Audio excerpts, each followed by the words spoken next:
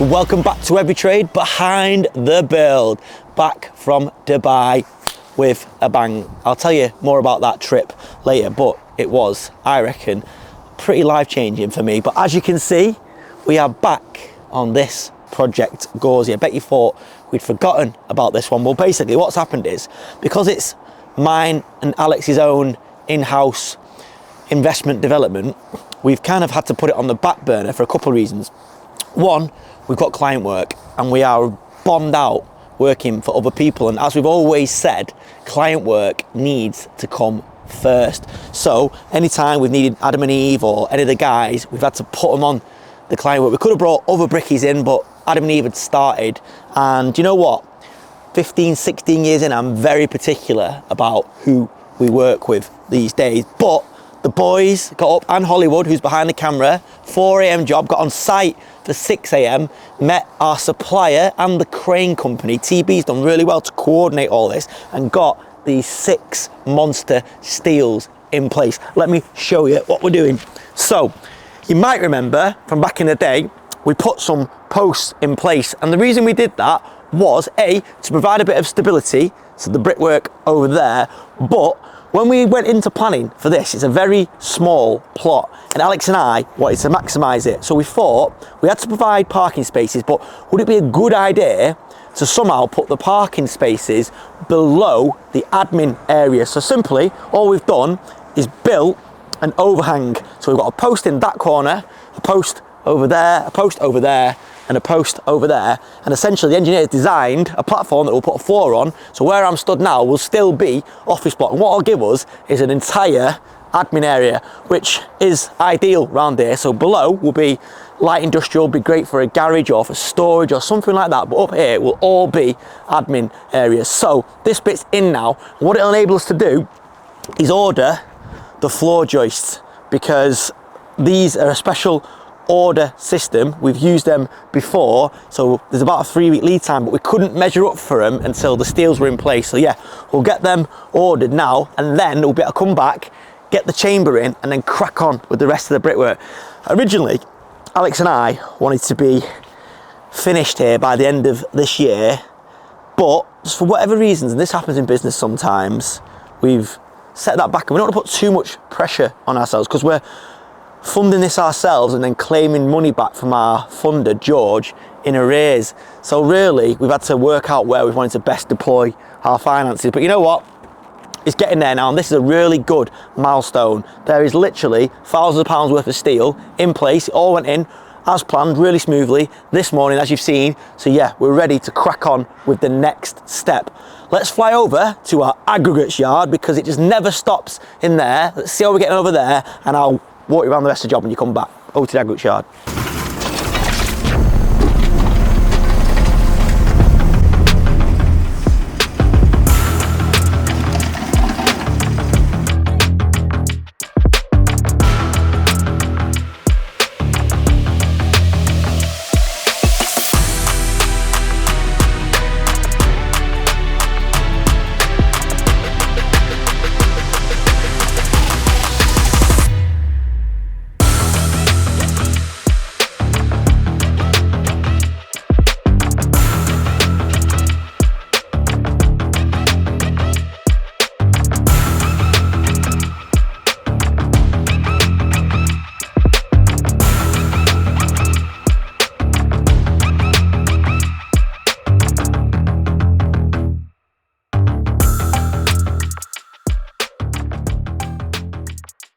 So I'll give you a bit more information about what's happened on the yard front later on in this episode. I've made a few executive decisions that I think everyone that's in business is thinking about at the moment, about cutting our cloth accordingly and not necessarily reducing our ambition or scaling back our ambitions, but just being sensible and making sure we're fit for the winter so we can have a nice platform to grow next year. So I'll talk about that later on in the episode. So yeah, as you can see, these steels here are chunking. What we've got, a flat plate which has been tacked on the underside, and our main structural steel here. So this will carry the floors, and also the brickwork will be built on top of it. So the inner leaf of brickwork will go on this bit here, but the flat plate on the outside will have the face brickwork. But actually, we're doing some cladding on the outside of this. So I need to get my head around that. Not really been able to give this any focus, which is stupid really, because long term, this was probably what will, and projects like this will help me and Alex have the freedom to make bigger decisions for ourselves, maybe even retire. Project Amherst is a project I cannot remember if we've been there before. We've been there before, Hollywood? He's nodding his head. Well, basically, we're going to show you two parts of this job because I want to try and show you more of the actual building work on site that we do. As you know, we do a bit of everything, so it's hard to know what you guys want. Some of you guys love the yard stuff, some of you guys love the building stuff, some of you guys really don't like me. The pound shop Asheville, interesting. At least our shop's still open. That was a bit harsh, wasn't it? But let's go over to Project Amherst. We're fitting the underfloor heating, first fixing that, and then later on in the episode, if everything goes to plan, we'll get the screeders in and we'll show you it being screeded.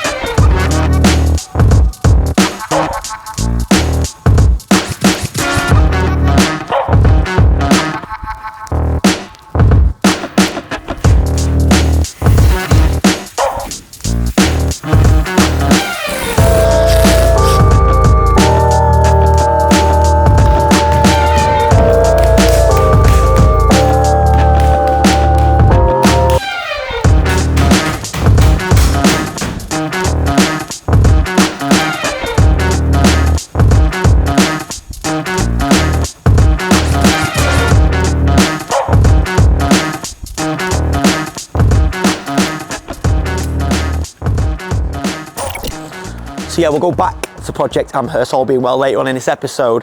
So, Dubai.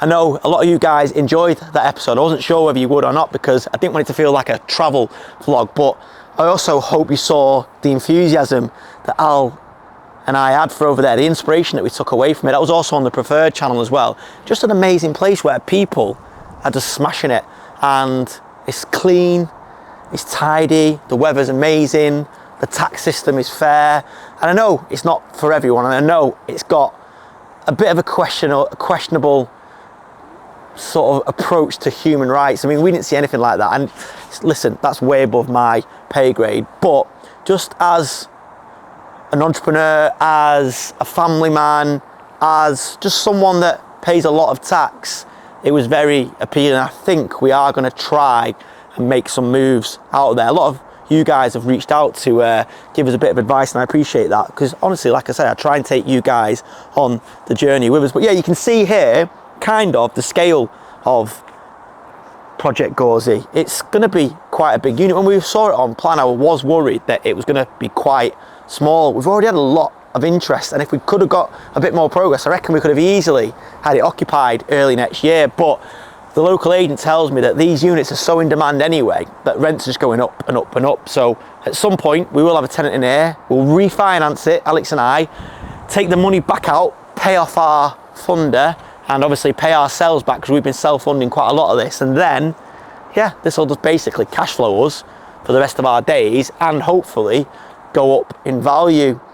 But originally we designed this with the thought of maybe having this as our own new HQ, but it's too small and our ambitions have grown, and since you guys have been following us on this YouTube journey, so much has happened, hasn't it? But yeah, I might head over to new HQ now and give you a little look round and see how we're getting on over there. But whilst I'm doing that, TB, our in-house architectural technician, who is becoming a bit of a multi-skilled guy now. He's doing project management, he's looking after this job, he's pricing jobs, and we're getting him on some courses to help his development. Going to get him on a SketchUp course so he can do a bit more on that side and do some landscape designing. Well, he's had an interesting project this week. We've been measuring up jobs in the Midland Hotel in Manchester, and if you're not from Manchester, it's one of the nicest hotels, but it's definitely one of the hotels with the proudest and longest traditions there. I'm not sure how much TB will tell you, but yeah, let's go and check in with TB and see how we got on his little measure on what was going to be Hitler's HQ in the north. Okay, so here in the centre of Manchester for a bit of a weird one today. Been sent in to measure up one of the rooms in the Midland, which is one of my favourite buildings in Manchester. Not my favourite though. And walking around, loads of people here filming, so I'm scared. But heading in to measure a room for a takeoff for one of our carpet fitters. So I'm going to document it a little bit, but heading up to it now. Got library on the side there, stunning building as well. But Midland, there it is. Let's go. So inside, apparently it is this space, which is a hallway leading through to the entrance and the foyer. But I'll get some shots of it. But it's a bit of an awkward space because there's loads of door reveals and there's like a curved wall as well. So yeah, we'll see how we get on. Waiting for supervisor now.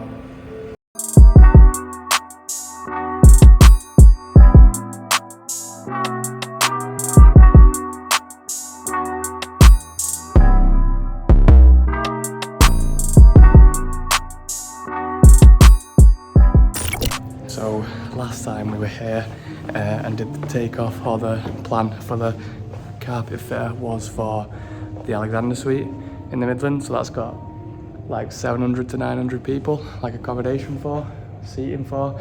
So that was an absolutely massive space. See, it's all set up in a minute. But yeah, mad.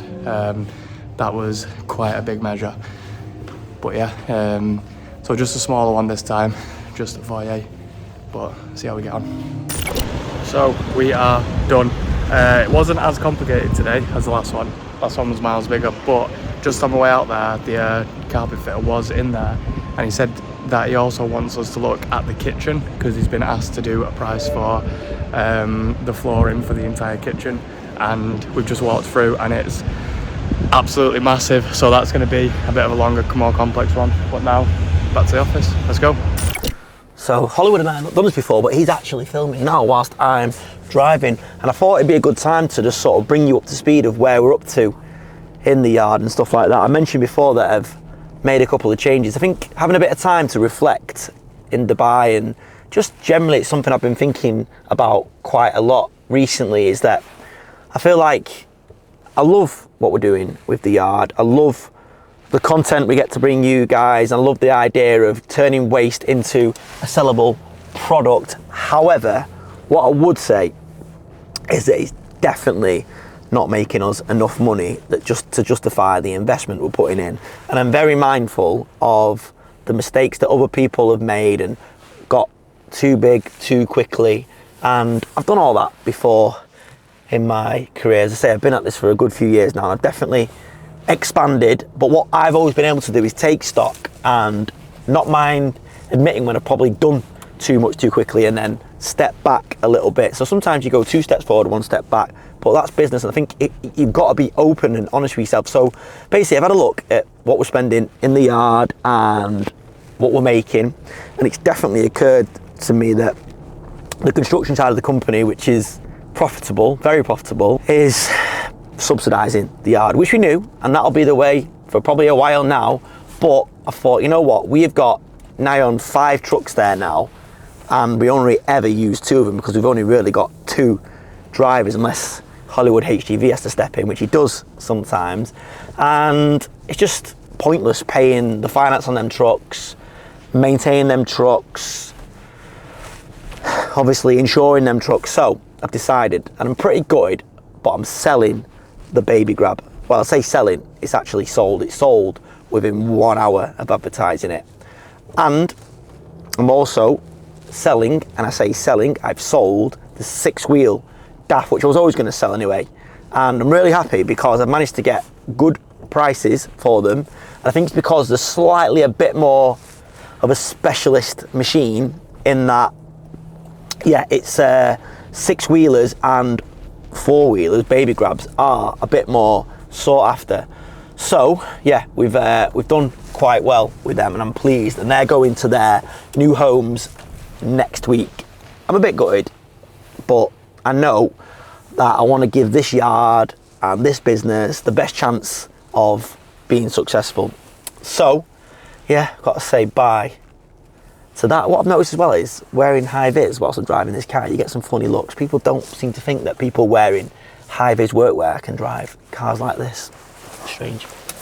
So I'm at HQ, and I've also decided to sell this van here. It's a lovely van, this. When I bought it, I didn't realise how big it was. It's one of those jumbo high-top things. Christian in Liverpool, who you know and love, has been using it and loves it. However, we've just done some pretty extensive repairs on it, as you know, and it's running perfectly. No issues. You can go straight back into the fleet, but I just thought it's got a bit of equity in it. I want to downsize. We don't necessarily need it. Christian's gone into a different van, and I just want to basically get this company as lean as we possibly can. So yeah, again, this is sold. Might need to sort that little scratch out though. This is sold, and when I sell vehicles, I always make sure that we give them the once over and make them as good as we can. Obviously, they're working vans and trucks, but I want peace of mind that when I give it to someone, that it's not going to cause them issues down the line. So yeah, that is another van gone, in addition to the van that we've sold to Preferred Joinery, which we did want to bring you on a wrap. Maybe you have to watch Preferred Joinery's channel to see that, but it looks mega. One of our old vans, and they've wrapped it and it looks amazing. So yeah, I'm just trying to get this company fit for going forwards.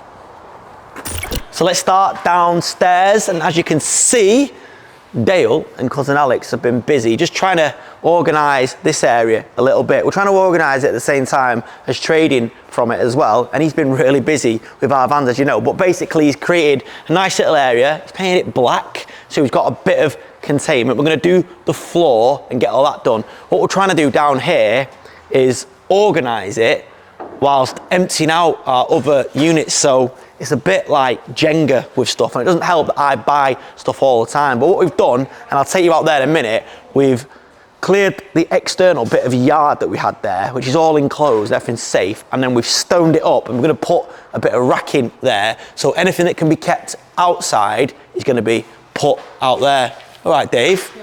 Oh my God, he's got a sledgehammer. Wreck it, Dave's got a sledgehammer. So yeah, come round here, you'll see. But absolutely loads of these lintels. We're keeping them because some of them are the right width for the new cavities, but some of them are for the old ones. But if we're doing a new opening in an old house or something like that, they'll still be used, so they can be kept outside. So we're going to log them on our system and keep them outside. We've got absolutely loads of racking, so we're going to just clear this out of here and get some kind of order. We've got loads of stuff that's going to go on Facebook Marketplace and sell. I'm going to clear out everything. I just want a purge of all that type of stuff. And then every bit is going to have its own section. Bits of timber's going to have a timber section. Fixing's going to have their own bit. The tools are going to be kept in a secure location. And it's not going to happen overnight. It's going to be bit by bit. If anybody needs any wood glue, let us know, because we've got about 900 tubes of it. But it's going to happen bit by bit. But come outside and you'll see what we're doing out here. Basically, it's not much of an area, but it's something, and we're gonna try and maximize every last square inch of this. So Wreck-It Dave has basically put a bit of hardcore down and whacked it, and we've got concrete here, and we're going to try and utilize every last little bit. Just stuff that we can keep outside, like these lintels. They're fine to be kept outside, so we're going to stack them out here, and if we ever need them, cousin Alex is going to log them in our system. We'll come out, get them to site, and we'll save ourselves money. But if we leave them here for ages, it's not going to cause any damage. But yeah, come around here, I'll show you what we've got.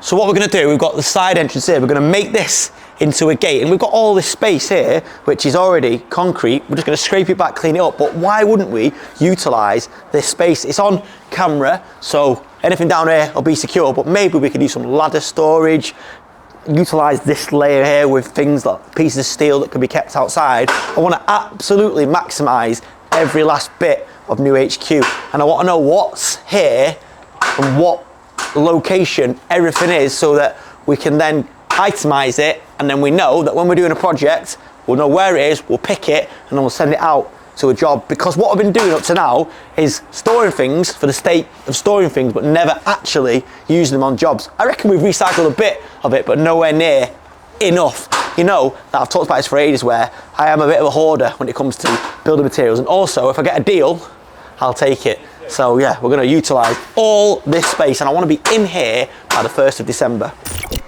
So we're in our little reception area. The room there is going to be rented by one of our subcontractors, 𝗕𝗨𝗟𝗗𝗃. We've now formed the 2 new bathrooms. We've got a shower room there, which is going to be very nice, and a nice ladies' toilet here. So his and hers, that's going to be, actually might do it the other way around, the shower room would be the ladies. We've put this little screen here, which Thomas, who's sat over there, has manufactured. Very nice. And the idea is you wouldn't be able to see what's hiding behind it. I have a nice little sofa there and a TV on the wall there, which will have our YouTube channel on loop. Lucky visitors. Come around here, Hollywood.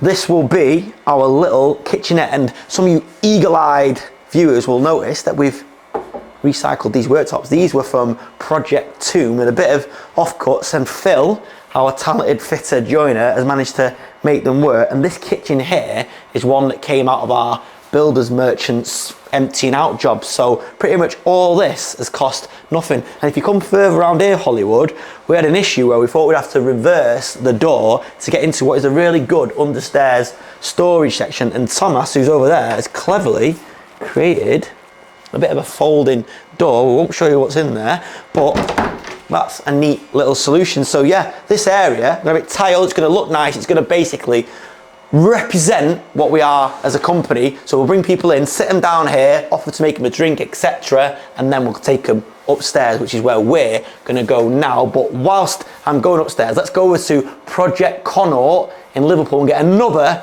instalment of how that, one of our own HMO developments, is getting on.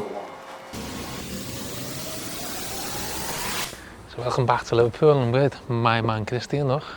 So back in Kenny, and it's been some big progress whilst we've been away, me and Chris, in Dubai on the Connaught job. So you'll see there now, the scaffold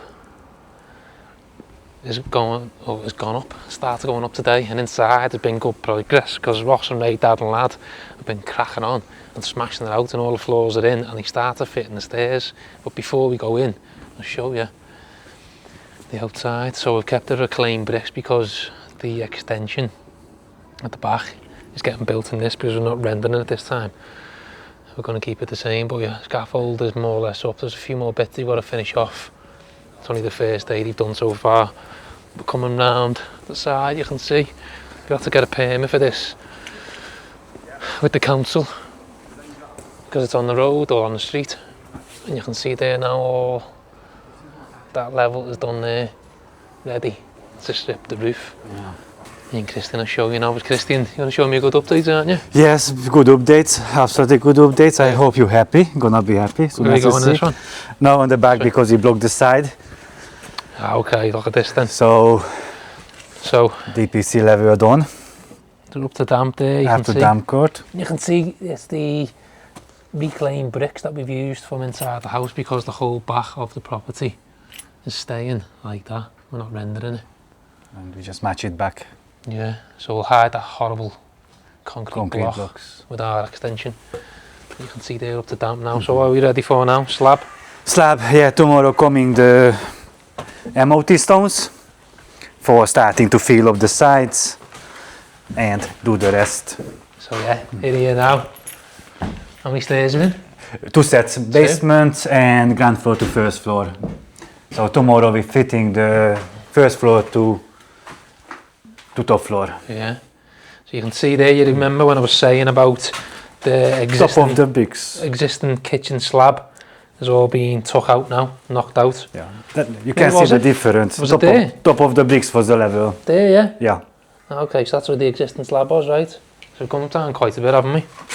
You had to break any of that there, no? No, Alex, that was existing. That's good. And looks like it's been done through the insurance because good base was a good base. Yeah, good.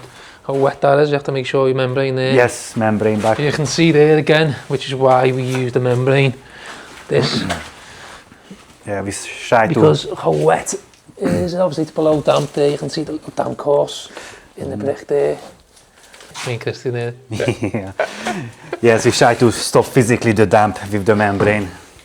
Yeah, I know, yeah. So inside now, you'll have seen on the time lapse from last week's episode, Ross and Ray were punching on through, and Christy and the lads were getting all the stuff ready to roll in here, and they put all the floor in. And now when I'm in here now, someone commented in the comments about saying how low the ceiling heights are, but them ceiling heights, I can't touch them, look. 2 meter... 235. 235 now. So 2 meters 35. Building regs allows you to do 225. Yeah. So we're 100 mil bigger. Into this bit here, you've got the nicely fitted stairs, made by Preferred Joinery, I must say. Good solid stairs. So solid stairs going down into our basement. I give you some light. Have you got lights down here? My flashing light. Flashlight. So you can see a nice small basement. What we're going to do is down here is have the cylinder is there, and then all of the bits of plumbing stuff down here as well, out the way. Yes. Boiler's going to have to go in the kitchen. Yeah, horizontal. So then have you done a test on them stairs there? Go on. Yes. Yes, it's been fitted nicely. So I tested already. Good. What about the winders? See if the winders are solid. Go on the winders there for me. No creak. No creaks. Yeah, good. So then up here, again, getting ready to put the next set of stairs in, which will span up from this side here, and it'll come up and round into there, which is good. So you're going to swap them out there, the littles there, Chris? Just need to pick the steel now, and we started to fitting tomorrow the knock through. That's why not been repaired those bits. Ah, okay, there, yeah. Sound. Yeah, that's why we just not repaired it. So you're going to steal that through Yeah. there, yeah. So Sound. anywhere we started to repair back, but only this section we just left it off. Better for remove. And then you've got that bay down here to do, haven't you? Yes, it's more safety now for Working off here. working off. So a lot of brick repairs to do there, you can see Yes. how loose the mortar was and the bricks just fell away. And change linters again, because any extra weights again on the existing linters we have to swap on concrete linters now. Yeah, building reg not allowed any more timber linters. Yeah. So what he's saying there is all them timber littles you can see there going round into the bay, just coming through into there, right down there. Yeah. All that's going to come out and we're going to form with new concrete lintels. Concrete linters. And then all that, obviously, this will all go out. All the brickwork, where it comes loose, will get replaced with new, patched in nice. We're patching that old doorway there. Any openings like that all get filled in. And you can see they've already started tanking where the chimney breasts were because... Yeah, same story, let them dry and one more go again. Yeah, because the reason why we do that is if you leave the soot off the chimney on the brick and you don't dab onto it, you'll get like yellow stains coming through. So you're always best to do that. Stop it coming in. But yeah, good progress inside. So next steps in here now are Ross and Ray are going to get on all that stud work you can see there behind me. 350 timbers again. Which? 350 length. Okay, 350 pieces of timber. Yeah. So yeah, Ross and Ray are going to get on with all the stud work you can see stacked up there. They'll get these stairs in and then we're going to make a start on the roof outside, which I can't show you. I'll show you next week, but yeah, up there they're going to strip all of that roof from that side and rebuild it all again, so we can take away all the acros, because at the minute we're getting held up by acros. So you can see there, look, the next set of stairs is already built up here, and then they're going to slide them into position for this bit. But up here now, next week's plan is to strip all of that roof off with the help of Christian and that, so it'll be fully open, and then form with new timbers, ep2 from the wall plate, which is down there, straight up to the top purlin. We may have to put a new purlin in as well, so it's continuous all the way along. And then once that's done, we are then going to get Nick in the roofer to do a full overhaul, brand new roof on the whole building, which is better for us then. And then inside, Ross and Ray will drop onto the stud work and start putting all these lengths to bed. All of them, put them away, get all the stud work in place, and then once that's done, Start the M&E, first fix electrical and plumbing. Windows, have you started doing windows yet? As soon as I confirm you 2 more measurements, yes, I'm ordering straight away. Okay. I just got the extension doors and windows. So yeah, so the little Connors updates that we're doing, I'm going to try and keep them as natural as possible, so you can try and see on the job with me coming in, seeing what I see and seeing what Christian does on a daily basis along with all the little lads. I'm going to keep you updated, keep showing you what we do and try and document as much as we can. Matt, our content guy, you've met a few times now, has been getting loads of time lapses, so it's been good for you to watch them build and get built out. At the end of this whole project, we'll have a full collage of time lapses, and we're going to do a full beginning to end of how to build a 6-bed HMO in pure time lapse in probably like a minute or 2 minutes. You'll see it. So you'll see like a 6-month job done in a minute or 2. So yeah, back over to Manchester. So we're upstairs and it's skimmed, it's plastered. Phil, who sounds like Thomas the Tank Engine, all right Phil, Ringo Starr, yeah, that's who did it, yeah. Oh, Rob Lock as well, mate, I've not seen you for years. Got the dream team here. They're basically, we're nicking labour where we can to get things done, but it's skimmed and it looks amazing. Look at it, it's like a proper office. Hollywood, you have to find a shop, but this was just a horrible, dark and dingy office that we smashed to pieces, and we've got a little kitchenette area again, which is made from recycled units. Don't know if you can get in that. Oh yes, all this came out of an old builder's merchant. We're going to keep that as like a server secure cupboard there with CCTV stuff in there. Going to paint it nice, but this is going to be our own kitchenette. We've got a dishwasher going here. We've also going to have a hot water on demand tap, an integrated fridge freezer as well. Just a little kitchen area, a little breakfast bar there. Straight off main operations office, which is a nice little area. We've utilised the space. It didn't need to be any bigger than it already is. But if you come through to the main office, that's going to be Danny, our estimator's office there. He's lucky actually, he's got 2 windows, integrated blinds in the glass, as you'll remember. I'm going to have my wall of duty here with all my screens on. I'm going to take my screens to the next level. I get so many messages about them screens. Another screen there, as in a timber screen, it's going to go here, which is going to hide our plotter and printer. So when you come upstairs, you're not necessarily going to see that there. And you'll notice we've done this nice little lighting track, LED track, which is all the way around here. Just a nice little feature that'll go, you'll turn it on and it'll ping all the way around, just to give it that little bit of something else. Because I want us to be here for years to come, unless I decide we're going to go even bigger. KTM's office, all skimmed out. AC, first fix, that's going in next week, and that'll do the heat as well. I cannot wait to get in here. So we've got a second fix now. We have nice black frame doors. We've got the new windows in to outside. We've also, as you've seen before, added 2 new windows as well. So we've got new openings to bring natural daylight. I wasn't sure whether I'd made a mistake and I should have done the corridor on that side and done the offices this side, so we've got the fresh air, but it's actually worked out quite well. Door to go there. This is going to be our meeting room, our client presentation area. I cannot wait. This is class. Get the steels painted black so it all ties in, got that industrial theme. I love it. I'm debating whether to keep this 40-foot container. Basically at the moment it's just a place where we're keeping loads, hi Charlotte, loads and loads of materials here, but they're now getting used on this project. And if we can find a way of itemising, like I said before, it'd be a great asset, but it does take up quite a lot of space on the car park and it's not the prettiest of things, so I might give it to Baxton and Car Breakers, because I know that James is after a 40-foot container.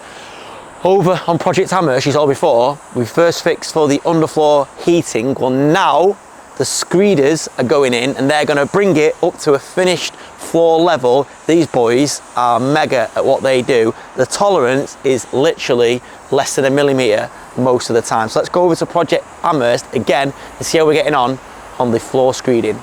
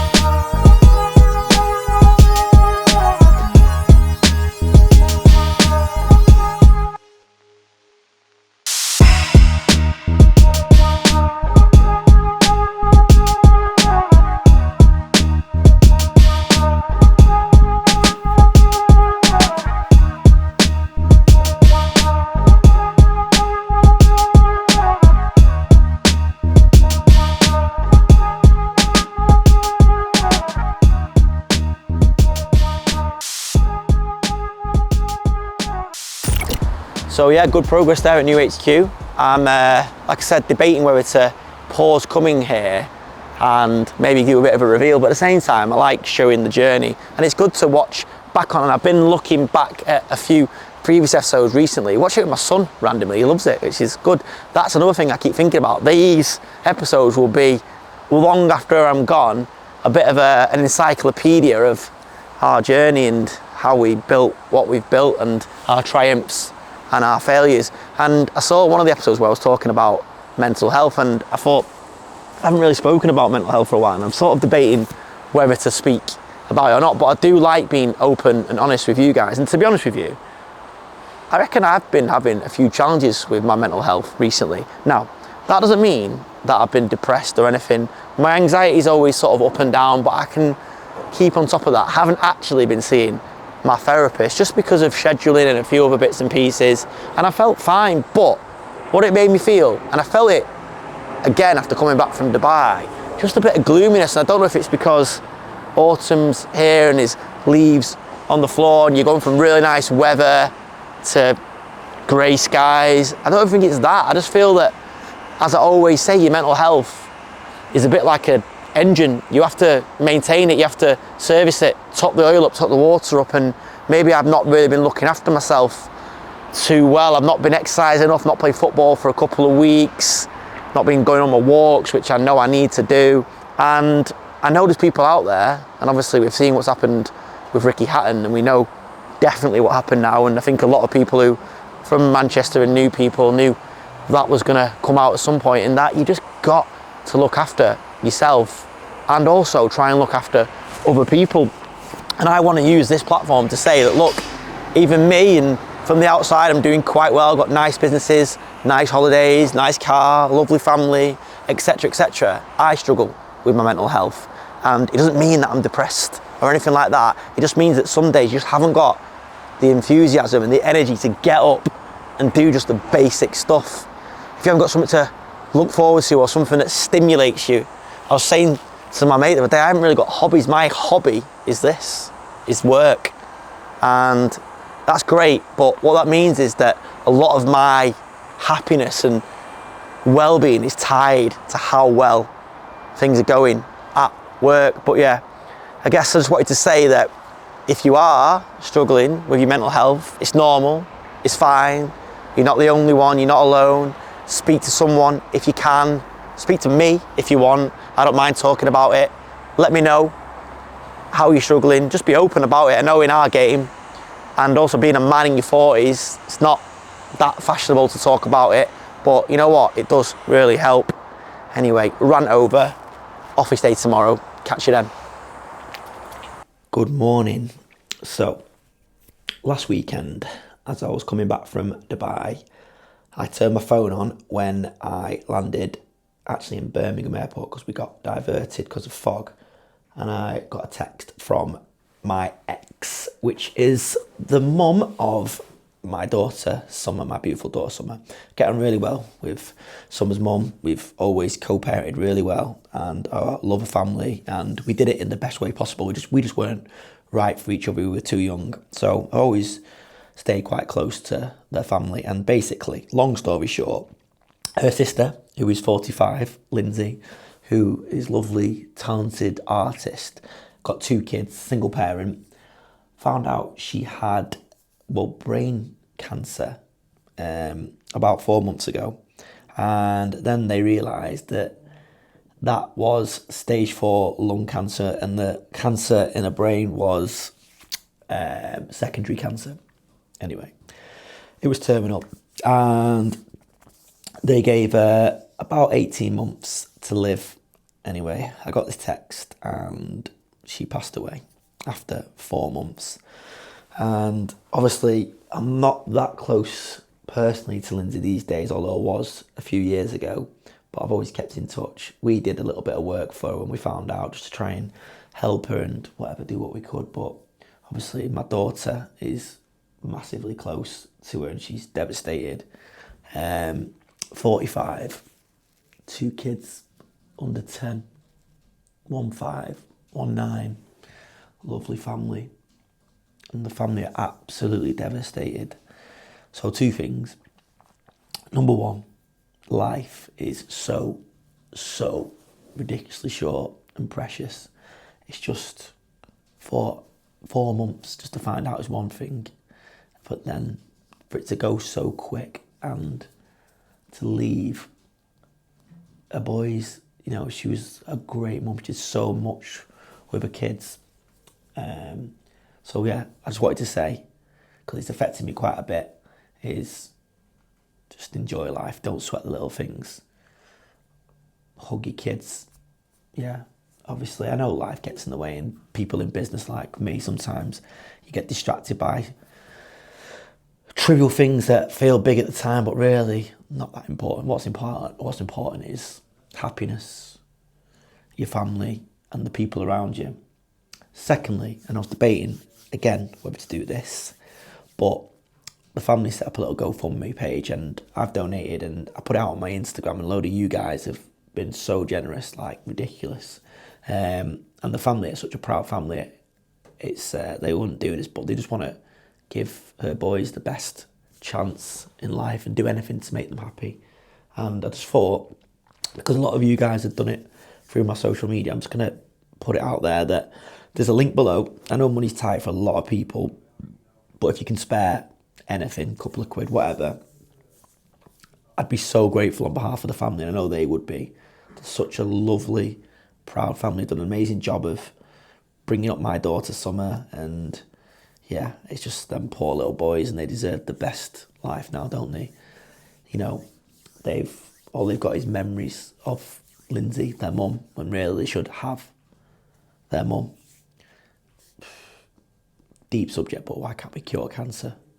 It's outrageous, isn't it?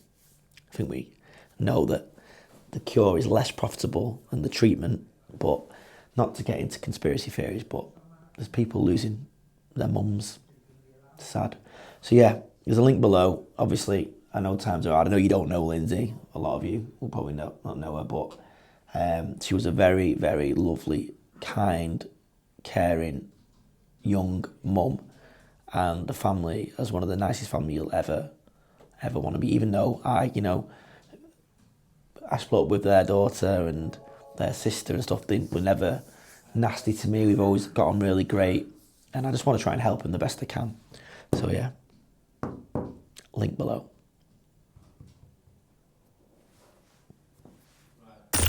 So a good day of admin so far. However, the HMRC, every business owner's issue. Now, you pay your taxes, you live in a nice country, we get to have public services. Granted, they're not always the best, but most business people that want to build a sustainable business know that you need to pay your taxes, or at least your fair share, and I don't mind that. However, what I can't stand is the incompetence sometimes of the HMRC. So, we are on what's called the CIS scheme. So we stop our guys 20% of their labour earnings, and then we forward that on to the HMRC. We also, on occasion, act as a contractor on the CIS scheme, which means that we get stopped 20%. I also send money each week on account to the HMRC, and that's to stop us having a big bill and a surprise at the end of the month. Used to just let it roll up, and they didn't chase, and before you knew it, you owed them 150 grand, and I've been there, trust me. So I've been sending them money, and I check online, and it's been fine, and then all of a sudden I checked it at the beginning of this month, and it said we owed an amount. It was about 12 grand. I thought it was a bit weird, because I knew that we'd suffered, that's what it's called, CIS deductions from a customer we'd done, so that would then offset that. And that's how it's worked forever and a day. So I thought, that's odd. So I left it. I thought maybe it's a system error, it'll correct. And then I got a debt letter. I'm going to show you this because it's so you know what I'm dealing with.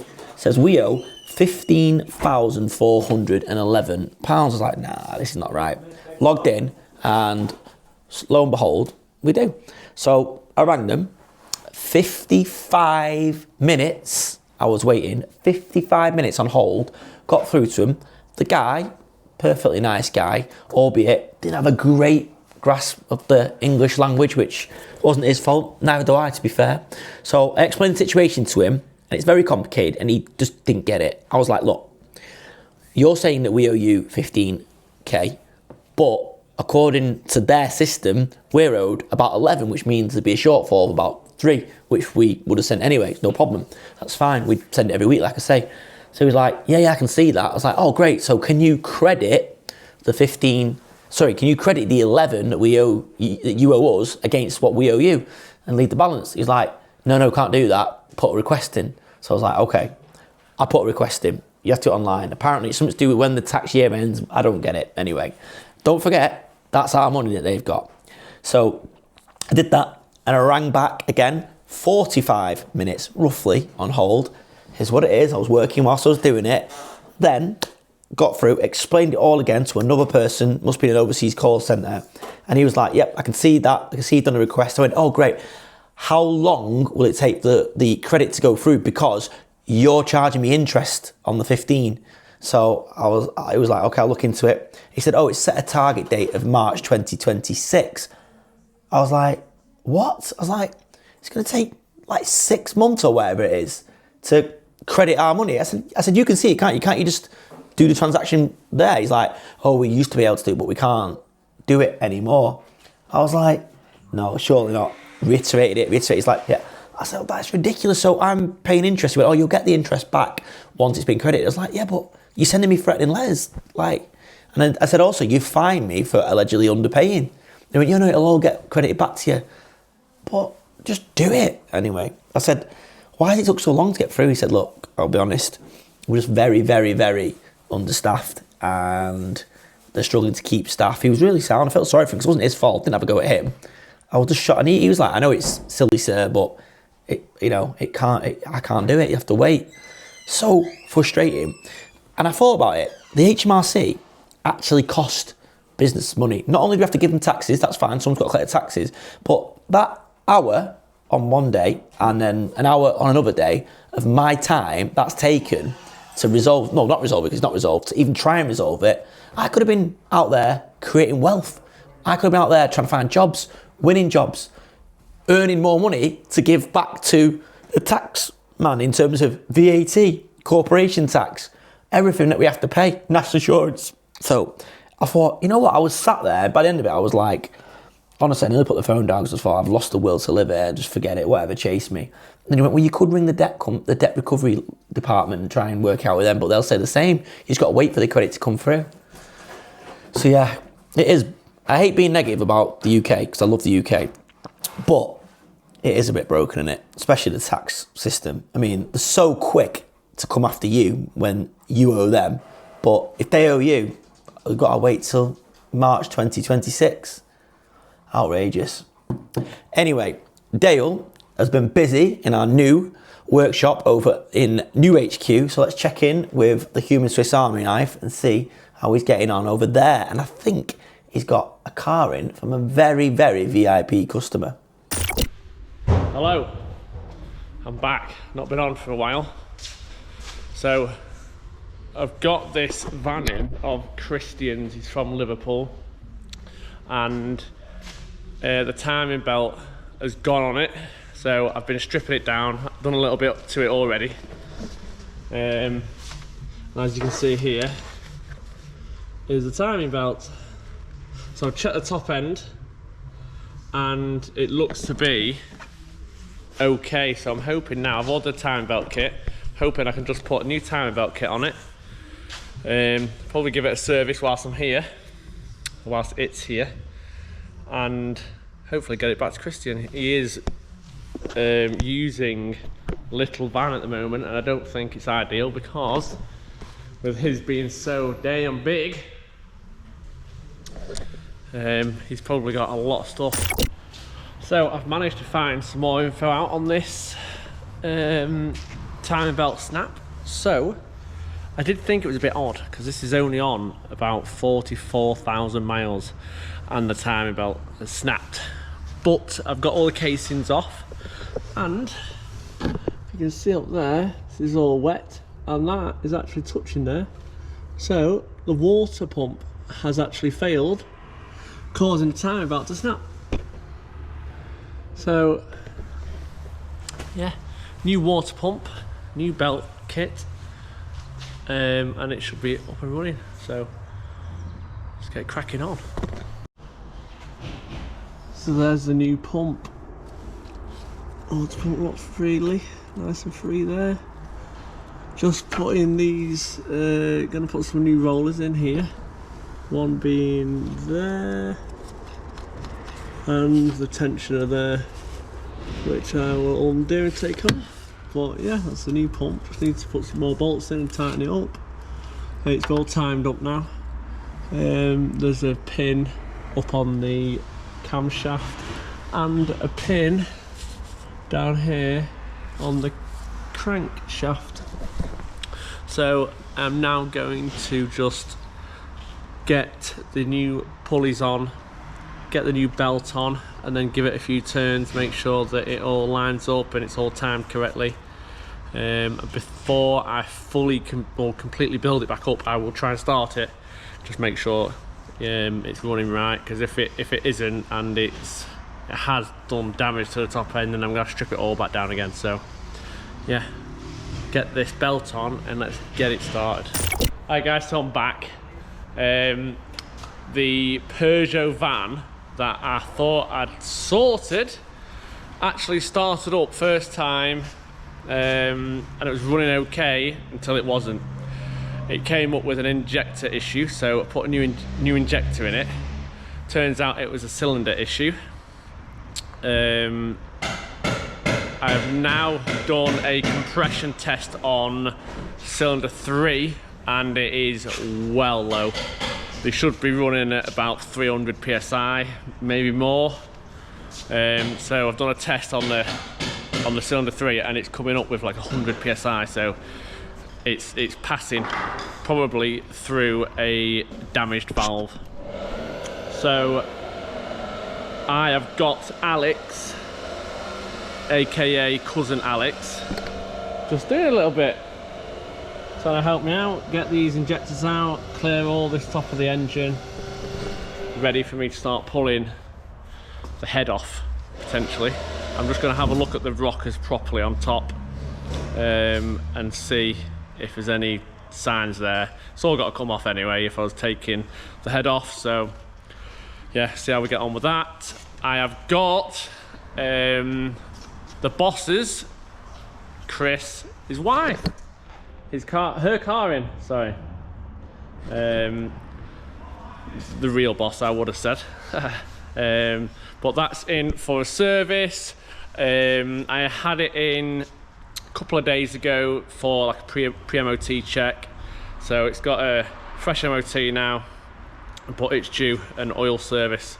So we're gonna crack on and get that serviced and give her a car back.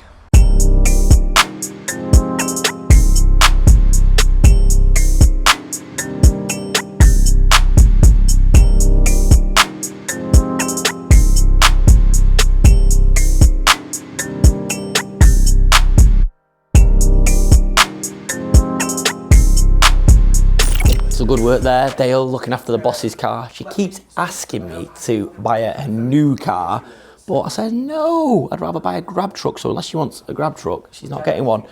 Good week, tough week, coming to terms with the loss of Lindsay. And again, I'm not putting any pressure on anyone, but if you can spare a couple of quid, the link for the GoFundMe page is down below. All the money's going to her 2 lovely boys. So yeah, just goes to show, doesn't it? Life's short, so enjoy the weekend. I forgot to say I went to a networking event at the home of football at Old Trafford. Didn't really film much, but it was a really good event. And I met a couple of you guys, and hopefully we'll do some more networking stuff, because it's nice getting out there. ATM, busiest man in the game.